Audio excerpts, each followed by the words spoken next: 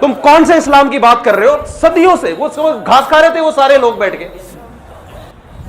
تو جو آپ کو آپ کے اسلاف سے ہٹا رہا ہے اور یہ کہہ کے کہ میں بابوں کو نہیں مانتا، اس کا مطلب وہ نیا بابا بن کے نئے بابی پن کی بنیاد رکھ رہا ہے. وہ کہہ رہا ہے سارے بابوں سے ہٹا کے سب کو کس کا مرید بناؤ، سب مجھے بابا سمجھے، باقی ساری قوم بابا لیس ہو جائے. وہ تو بابوں کی دو قسمیں، ایک گمراہ بابے اور ایک حق پرست بابے.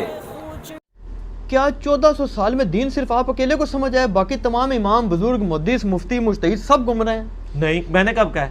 ہم کہتے ہیں کہ اماموں کو جو سمجھ آیا تھا نا، انہوں نے جو آگے سمجھایا نا وہ میں نے سمجھایا. آپ لوگ تو اماموں کو ماننے کے لیے تیار نہیں ہیں. ہم جب آپ کو بخاری مسلم کے حوالے دیتے ہیں تو آپ کہتے ہیں دین کتابوں میں نہیں ہے، بابوں میں. ہم کہتے ہیں پھر کتابیں کس لیے ہیں؟ تو ہمارا کب دعویٰ ہے کہ ہمیں کوئی دین خود سمجھائے؟ میں نے آج تک قرآن کا ترجمہ لکھ کے کسی کے حوالے کیا کہ سر میرا ترجمہ پڑھو. میں نے ہمیشہ یہ کہا کہ بریلوی ہو تو حمزہ بریلوی کا ترجمہ پڑھو. اب حمزہ بریلوی صاحب نے ایاک نعبد و ایاک نستعین کا ترجمہ کیا کیا ہے؟ اے اللہ ہم تیری ہی عبادت کریں اور تجھی سے مدد چاہیں. اب آپ اگر مجھے کہیں گے حمزہ بریلوی صاحب تو بزرگوں سے مانگتے تھے، میں کہوں گا قرآن میں تو انہوں نے جو ترجمہ کیا وہ تو یہ کیا ہے. اب وہ خود اپنے ترجمے پہ نہیں چلتے رہے تو میرا کیا قصور ہے؟ بخاری کا ترجمہ اگر آپ کے علماء نے کیا ہے اور اس میں نماز کا طریقہ رکوع میں جاتے وقت رکوع سے اٹھتے وقت رفع الیدین کے ساتھ لکھا ہے اور آپ کا ترجمہ کر کے بھی اس پہ عمل نہیں کر رہے، تو سر مجھے کس چیز کا آپ گلا شکوہ دے رہے ہیں؟ منو کو پیٹ دے ہو، اللہ دے بندے ہو، اور اپنے رو پیٹو.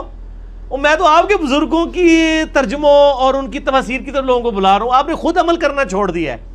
تو میرے ساتھ کون سا روندہ ہے؟ باقی میرا مسئلہ 179 انجینئر محمد علی مرزا عوام الناس کی عدالت میں جو آپ کے ساتھ ہی 20 سوالات ہیں، اس میں اس پہ بڑا کھل کے بولا ہوں.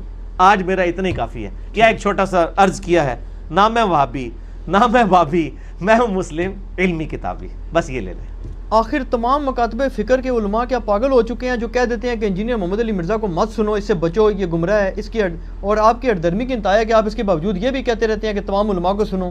آخر آپ کی اس جنگ میں عام آدمی کرے کیا؟ عام آدمی یہ کرے کہ پہلی تو بات ہے وہ یہ دیکھے کہ ہٹ دھرم کون ہے.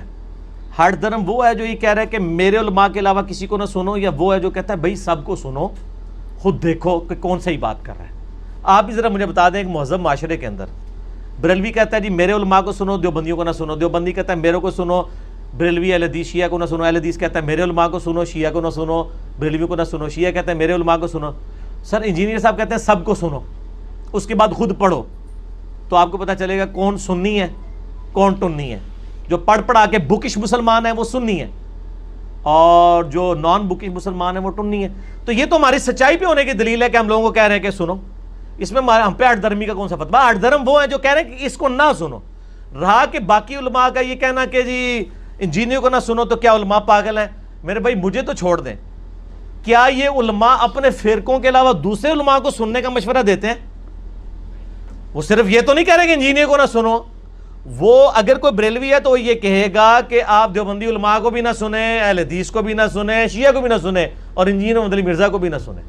میں اکیلا تو نہیں ہوں، میں اسی وجہ سے کہنا 99 قتل تے تسی بھی کیتے ہیں، ٹھیک ہے نا؟ میں تو سارے زندہ کرتے ہیں، میں کہا جی سب نو سنو. ہمیں یہ کانفیڈنس ہے یہ سب کو سنتے ہیں نا، ہمارے پاس آتے ہیں. ہمیں جب کوئی آگے کہتا ہے نا وہ مسلم شریف میں ایک حدیث ہے گھوڑوں کے دموں والی رفع الیدین کے خلاف، ہم یقین کریں لڑیاں ڈالتے ہیں کہ یار یہ شکر ہے اس کو اس کے مولوی نے یہ حدیث بتائی ہے، اب ہم اس کو مسلم شریف اس کے مولوی کا ترجمہ دکھائیں گے، اے مولوی سے گاٹا فٹ ہو جائے گا جا کے. کوئی یار یہ تو سلام پھیرتے وقت تھا، اس پہ باقاعدہ باب ہے، امام نسائی کا باب، امام ابو داؤد کا باب، امام نبوی نے مسلم شریف میں باب باندھا، ابن حبان کا باب. میرا ایک وہ گھوڑوں کی دموں والا ایک کلپ بھی آ چکا ہے، تو وہ خود بخود پھر شروع کرے گا، ٹھیک ہے نا؟ اس لیے ہم بیچتے ہیں، انشاءاللہ آندہ بھی بھیجیں گے، ہمیں تو اعتماد ہے. یہ تو ان کو ہوتا ہے کہ جناب وہ کہیں چندہ دوسرا یہ ہے کہ ہمیں چندے کا بھی کوئی خطرہ نہیں نہ ہوتا، ہم نے تو لینا نہیں ہے. میرے پاس لوگ یقین کریں لاکھوں روپے آفرز کرتے ہیں آ کے، ہم کہتے ہیں میرے بھائی اپنے ہی وہاں پہ دیکھیں کسی کو دے دیں، ہمیں نہ اس فتنے میں آپ ڈالیں.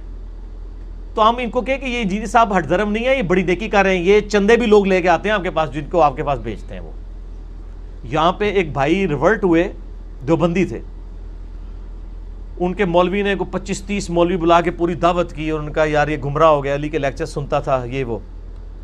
ان کے پاس گئے، انہوں نے کہا جی بھائی علی میں کوئی علی میرا کوئی لگدا لانا نہیں ہے، وہ جو دلیل سے بات کرتا ہے میں نے خود کتابیں ساری خرید لی ہیں، وہ علی کی چھپی ہوئی نہیں ہے, آپ لوگوں کی ہے. میں نے تو وہ پڑھ کے تو سنت کے مطابق نماز شروع کی ہے اور باقی عقائد اپنے صحیح کی ہیں. تو آپ مجھے کوئی دلیل ہے تو بتائیں. ان کا دلیل کو چھوڑیں, آپ علی کے لیکچر میں نہ جایا کریں. اس نے کہا کیوں نہیں, آپ گمراہ ہو جائیں گے. اس نے گمراہ کیا, اس نے تو کوئی غلط بات تھی, میں نے اگر آپ کو چھوڑ دیا غلط بات تو میں اس کو بھی چھوڑ دوں گا, کیونکہ میں نے تو کتابیں خود خرید لی ہیں. کتابی ہو گئے ہو نا, نہ میں وابی نہ میں بابی, میں ہوں مسلم علمی کتابی. کرتے کرتے نا اس کو سمجھ آ گئی کہ وہ انجینئر صاحب جو ہمیں سمجھاتے تھے نا وہ بات ہوگی اس میں. اس نے کہا یار بات یہ ہے, وہ بندہ ایک دیوبند کی مسجد کو 20,000 روپیہ مہینے کا چندہ دیتا تھا, ان کے بجلی اور باقی خرچے اس نے اٹھائے ہوئے تھے. 20,000 روپیہ آج کے دور میں بڑی رقم ہے. اس کو سمجھ آ گئی کہ چندے کا مسئلہ ہے. اس نے کہا اچھا بات یہ کہ میں علی کے درس میں جاتا ہوں لیکن وہ تو چندہ نہیں لیتا, میں جو آپ کی مسجد کو چندہ اور جو دے رہا ہوں میں انشاءاللہ اسی طریقے سے آپ کی خدمت کرتا رہوں گا. انہوں نے کہا پھر ٹھیک ہے جایا کرو. اور اس بندے نے مجھے بتایا ان میں سے ایک مولوی نے یہاں تک کہہ دیا ساڑھے لو تو قادیانی بھی ہو جا, سانو کو نہیں پرواہ, جا قزمہ نو کھا پر مسجد ہی چندہ دیا کر. قادیانی کا لفظ اس نے استعمال کر دیا. سر یہ آپ کے ایمان کے ساتھ کوئی ہمدرد نہیں ہے, یہ حامی ہیں جو آپ کے ساتھ ہمدردی کر رہے ہیں, یہ کوئی ہمدرد نہیں ہے. یہ کہتے ہیں آپ ہمیں چندے دو تو بس ٹھیک ہے ہماری ہمدردیاں آپ کے ساتھ ہیں, ادروائز آپ جو مرضی ہو جاؤ. اسی لیے آپ دیکھیں نا جناب, یہ ویسے تو فتوے لگاتے ہیں فلاں کی کمائی حرام کی, فلاں کی کمائی. آج تک آپ کسی مولوی کے پاس 1 لاکھ روپے لے کے جائیں اور وہ آپ سے پوچھتا ہے کہ سر آپ کی کمائی کون سی ہے, تو یہ پھر ٹی وی پہ کے فتوے کیوں دے رہے ہوتے ہیں کہ جی رزق حلال اور حرام, کیوں نہیں پوچھتے ہیں؟ ان کو تو بڑے بڑے اسمگلر ہوتے ہیں پاکستان لیول کے, جو ان کے مدرسوں کے خرچے جنہوں نے اٹھائے ہوئے ہیں, ان کو پتہ ہے یہ اسمگلر ہیں,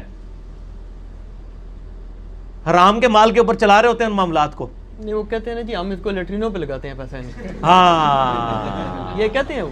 جی جی جی جی ان کا پیسہ ٹھیک ہے. میں یہ بہانے جڑے نا پرانے سن, پہلی دفعہ چندہ ملا وہ تو لیٹرینے تے لا لیا, اس تو بعد کے لوٹیاں تے لاندے نے, سونے کے لوٹے رکھے ہوئے وہاں پہ.